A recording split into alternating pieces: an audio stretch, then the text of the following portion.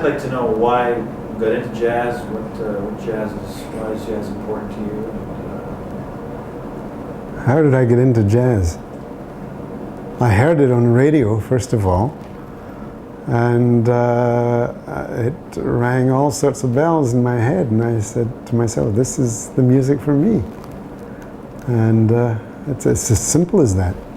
And I grew up in Scotland, so I grew up listening to BBC, and they had, you know, at least enough jazz on that I got tuned into it. And then I started, this was after the war, but the American Forces Network was still on the go. And so late at night, when I was supposed to be asleep, I'd be listening to either Joe Neidig out of Stuttgart or Willis Conover on the Voice of America. And I heard a lot of my jazz. I mean, radio is the reason I'm in jazz. So it's sort of appropriate to be saying something on behalf of radio, because I think it's a wonderful medium. I really do. So how does that relate to, when you talk about radio, what does it make you think of? And you have to kind of finish your train of thought as to maybe... Well, I listen a lot to radio. Of course I listen to jazz, but I listen to lots of other things. And I remember once reading a wonderful article about television versus radio. And they interviewed a small child who said, and it was a little girl, who said that she liked radio better than television. And the interviewer said, well, why do you like radio better than television? And she said, because the pictures are nicer. I thought that was a great answer. And that's the thing, like the radio sort of frees your mind to conjure up things, as jazz does. You know, you listen to jazz and it says it's telling a story, but the story isn't necessarily going to be the same for any two people in the audience. It will touch their emotions, which is what jazz should do, and as I'm playing, I'm trying to tell a story, and the story will be different for different people, but the essence of it will be coming from there, which is again a hugely important factor in jazz. That the emotional content, it's someone speaking in a way that they probably would find very difficult to say in words. You know? And so music tells wonderful stories. And I think jazz tells the best ones. that's it in a nutshell for me. And jazz for me has just become a way of life. It's been something that has enriched me in a way that I can't ever really adequately put into words. And it's enabled me to meet people whom I revered as a child, who were my heroes. And after coming over here to Canada, I got to meet and play with a lot of them and become really close friends with some of them. And that has meant a huge amount to me. And in turn, what you try to do is instill some of that, what was for me magic, and you try to convey some of that to younger musicians coming up, because I guess now I'm considered one of the veterans, right? Instead of being the youngest guy in the bandstand, I'm sometimes the oldest guy in the bandstand, which is fine. And because I find it's a distillation process that goes on, and as your playing evolves and hopefully develops, there's a process of selection that goes on within you, and you're not always aware of it, but I know it happens, and you sort of, I guess, refine how you tell your stories a little bit. But it's a very wonderful music. So how does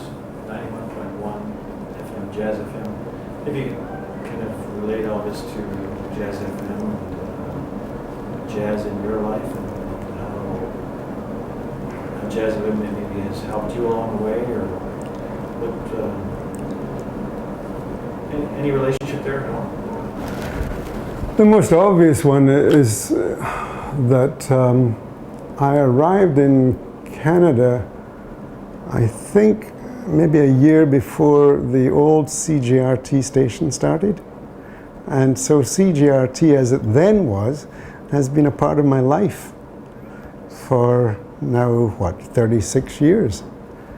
And we were just saying earlier this evening that my big band, which will celebrate its 25th anniversary next year, our very, very first engagement was for the then CGRT, a Science Centre concert. So I've got very close feelings and very personal feelings about the station, as I have felt an involvement with it for a long, long time, both through knowing people at the station and through listening to the music that the station plays.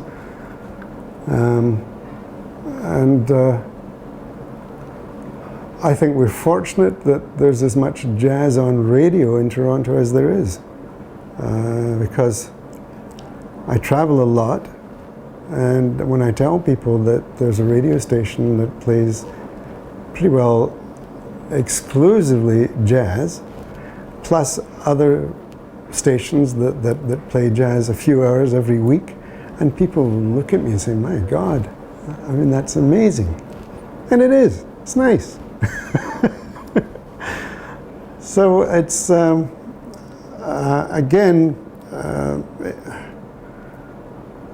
the fact that there's a lot of jazz on air in Toronto, and mostly through FM 91, I think has helped in the development of this city as a major jazz city in North America. We've got, in the Montreal Bistro, for example, one of the best jazz clubs anywhere in the world. And I mean that. Anywhere in the world right now. And it's right here. You know, and an important part of that ongoing process is the week-to-week presence of jazz in Toronto. Much more so than in Montreal, say, where I think, apart from the festival, which is 10 days of a huge amount of music, and then you've really got to go looking for it. Whereas here in Toronto, there's lots of jazz every week of the year. And I don't think it's a coincidence that there's this much jazz in Toronto and this much jazz on radio in Toronto. I think there's some sort of correlation there. So, hey, I'm all for it. Great. Yeah. Is that it?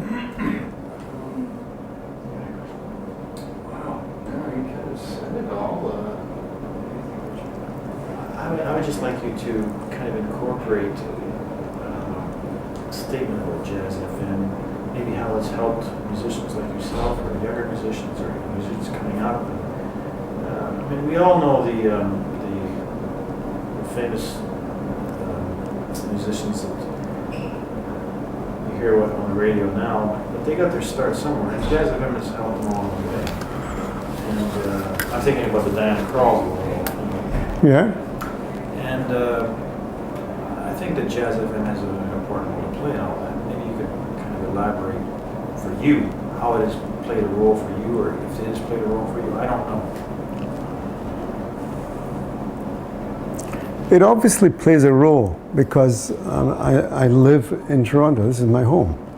And okay. Jim, sorry to interrupt you, but when you talk about it,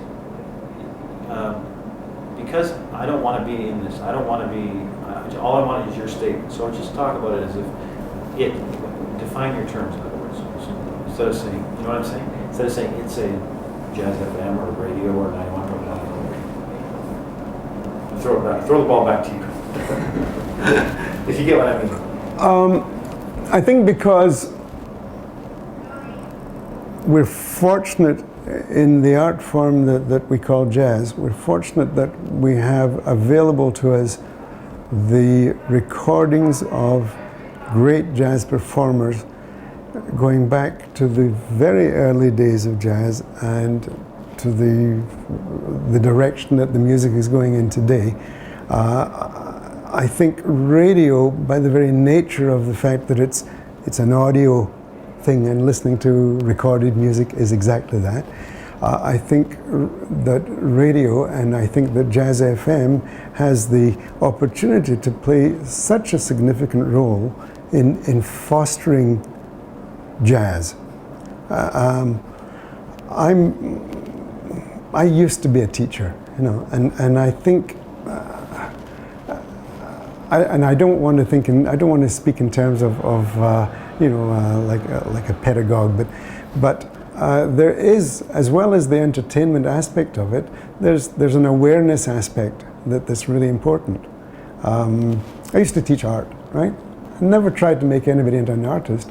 I just tried to make them aware. And I think that jazz can open up people's minds and hearts.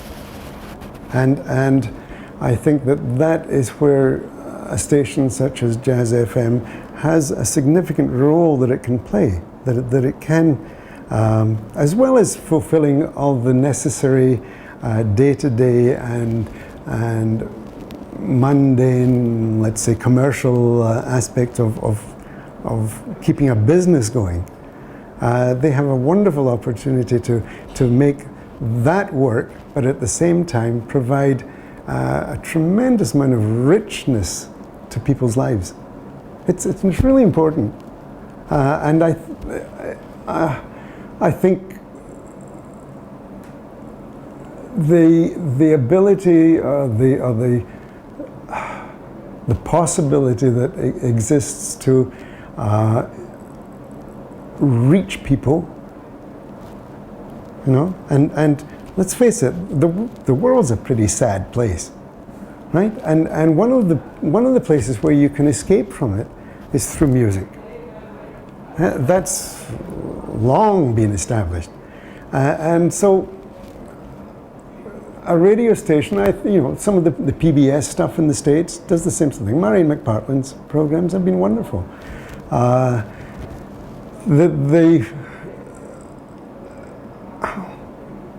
There's a possibility, and I would almost go farther and say a responsibility that you have if you're able to provide this sort of magical service to people. Here you are, you're in a position where, my God, we can present this wonderful music 7 days a week, and my God, it doesn't exist in a lot of places in the whole world.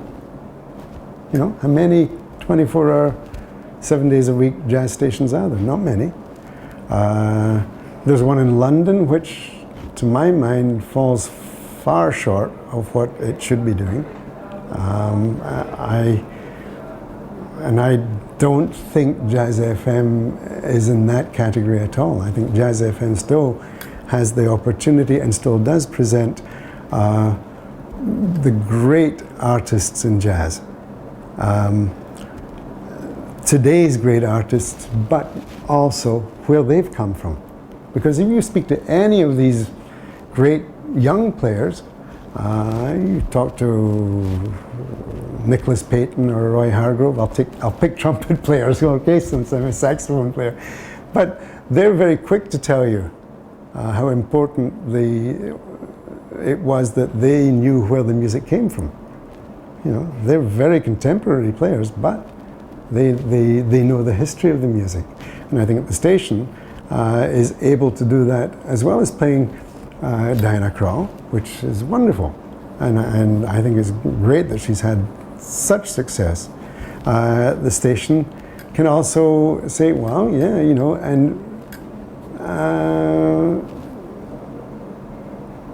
Coleman Hawkins, you know, who almost single-handedly turned the saxophone into an accepted jazz horn. You know, before him, I guess Bechet was the first real soloist, but I think Hawkins opened the door wide and was a huge influence, and he was a huge influence on Joshua Redman, right? And I think that's one of the wonderful things that a radio station can do. It can show the canvas. It can really give a wonderful canvas of the music and say, here's where it's at today, here's where it came from. And that's one of the wonderful things. And again, see, the pictures are in here. You know, they're in your ears, they're in your mind. It's just, there's nothing really, in my experience, and I'm very, very interested in art in many, many forms, but I don't think I've ever hit anything that has the urgency of a really thrilling jazz performance, you know? And that's, I mean, I walked out of Roy Thompson Hall having heard Mahler's, who was it? It was the Concertgebouw, like a year ago, and I walked out like six inches off the ground. But it still doesn't beat a really, really moving jazz performance. It's the most immediate and the most urgent sort of message that you can convey. I love it. You have to. You wouldn't do it if you didn't love it. Oh, God. Okay.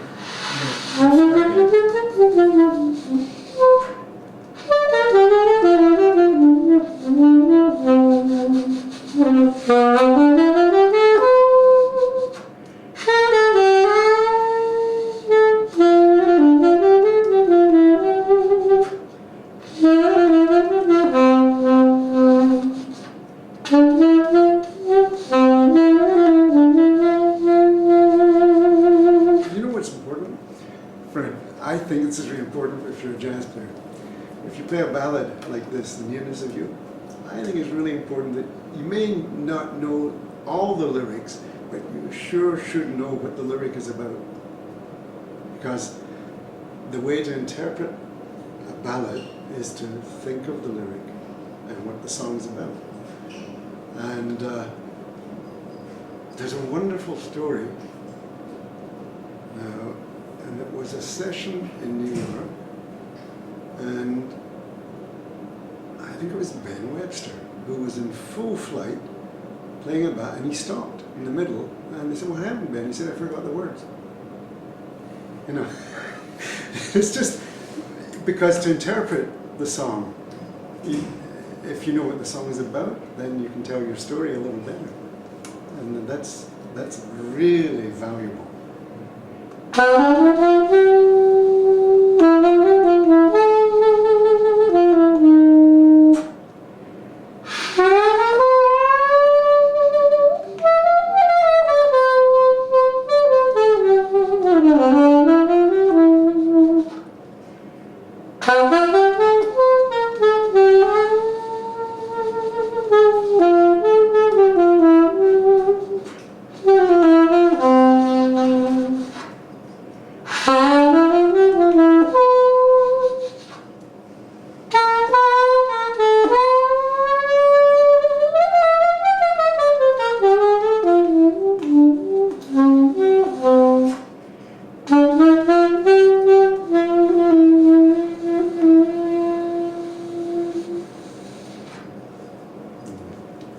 This is definitely a tough read. I just hate putting a new read on at the start of the game. However, if the old one splits, you've got no choice.